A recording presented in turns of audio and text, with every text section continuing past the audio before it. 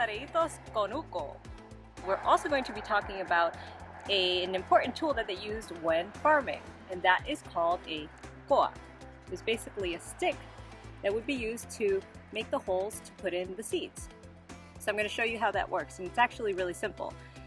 If you've done a lot of gardening before, it's actually a lot easier on your back than using a shovel or maybe your hands to create the holes for the seeds. So I'm going to show you really quickly how that works. So super simple, take the stick, make a little hole in the ground, and you see, I don't have to use a lot of my lower back, a lot of my hamstrings, and it gives you a better perspective. I can see how far apart I'm making these holes when I'm a little bit higher up than when I'm closer to the ground.